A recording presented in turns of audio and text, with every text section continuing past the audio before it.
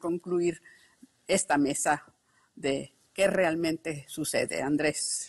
Mire, hay una situación muy interesante, cómo se van definiendo, viene una nueva generación, ciertamente, que hace su aparición ya desde el golpe de Santana. En el Congreso de 42 ya está presente esa generación, que después va a ser la generación de la Reforma.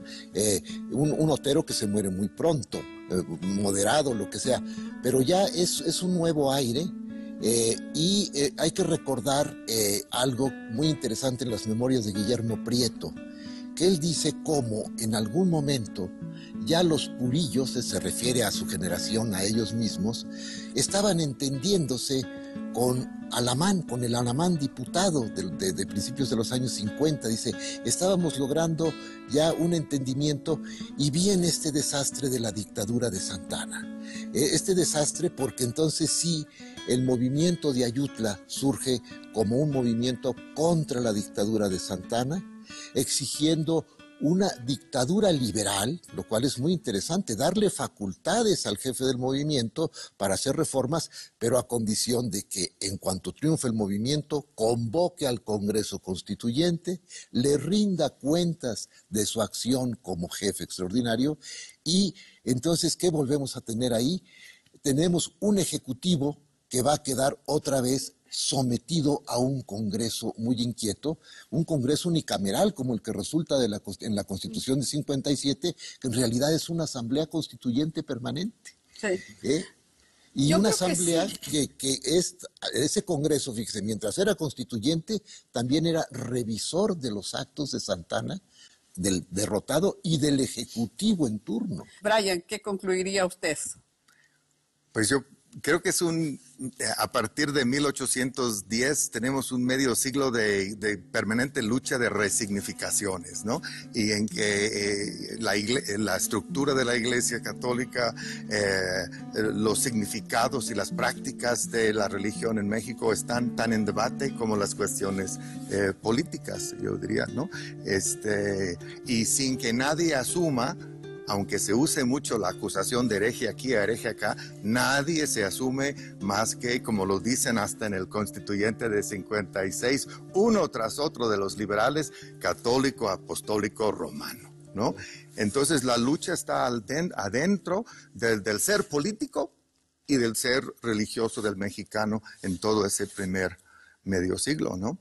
No hay que olvidar que es Hidalgo y el padre Cos, que le ponen en su lugar al obispo electo Abadi Quepo de Michoacán, diciendo que usted no tiene derecho de meterse en política y usted no tiene derecho de actuar y tal y cual manera negándonos sacramentos a los que estamos en armas luchando por nuestra patria, ¿no? Entonces, es un medio siglo tormentoso, ¿verdad? Como diría Torcuato Di Tella, pobres mexicanos, estos que les tocaba construir ahí de todo, de esta situación, ¿verdad? Este país con las más grandes ciudades de América, con las mejores instituciones, pero que se había destrozado, ¿no? Entonces, era difícil. Particularmente el caso mexicano, la escuela de pensamiento liberal venía muy fuerte desde finales del siglo XVIII, se lo conocían muy bien los políticos y pensadores mexicanos, y los que quizá no se llamaban liberales entre a sí mismos, pero que lo postulaban, pues sí pensaban que un sistema económico tenía que funcionar a través del individuo, que era a su vez votante, que era a su vez un contribuyente, y buscaban construir esta economía, y me refiero nada más ahorita a la parte económica, buscaban construirla frente a un grupo que defendía las tradiciones. ¿Y por qué defendía las tradiciones? Porque durante la colonia funcionó el Tribunal de Minería, funcionaron los consulados de comerciantes, funcionaban para dar progreso, para dar crecimiento económico, si le podemos llamar así. Ya después de la guerra, cuando vino la desilusión, los liberales sí seguían con el mismo postulado, pero también heredaron el pensamiento de los federalistas de la primera etapa y trataron de idear un país en donde los estados sostuvieran al centro y el centro hiciera las labores que correspondían a una república federada. Y entonces se hizo, y me refiero a los años que van entre 1848 y aún hasta los inicios del Porfiriato, una serie de medidas de cómo mantener unido desde el punto de vista fiscal a este Estado. Desde el punto de vista militar, pues tuvimos guerra civil y guerra de reforma, de intervención, etcétera. Pero yo creo que el último triunfo, si pudiéramos llamarlo así, liberal, resultó de estos nuevos mexicanos que encontraron en esa forma de pensamiento una solución a mantener el país unido. Realmente era un dilema muy grande, era establecer un Estado no era tan fácil. Si hubiera triunfado el imperio, hubiera sido una transición, pues posiblemente como la brasileña, ¿verdad?, que impidió esta desarticulación total que sufrió con el cambio.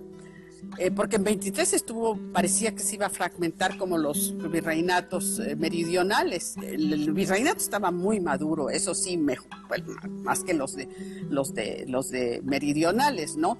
Y además era el más viejo, en ese momento el más rico, el que proveía más al imperio, por eso, pues los españoles lo que no querían era perder Nueva España, ya lo demás se perdió, bueno, pero vamos a tratar de recuperarlo. No aceptaron el plan de los tratados de Córdoba y luego lo quisieron imponer en 45.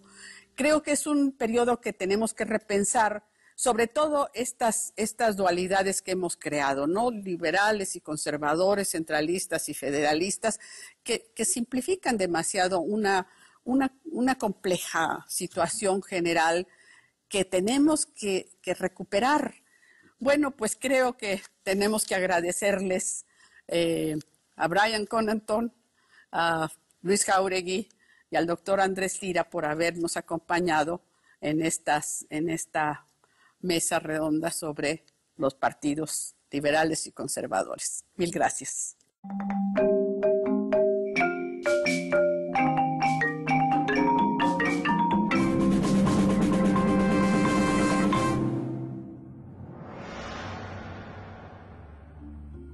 Y así piensan, ¿por qué? Porque no hay autoridades mexicanas.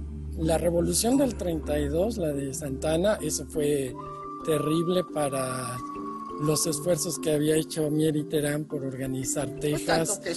Que se suicida. La gran falla de México es que no llevan suficiente población para contrarrestar lo que está entrando de Estados Unidos. Y bueno, yo creo que Santa Anna no puede ser autor de ninguna constitución. Pero es fácil echarle las culpas a Santa Anna por todo. No, si Santa Anna no los crearon los tejanos.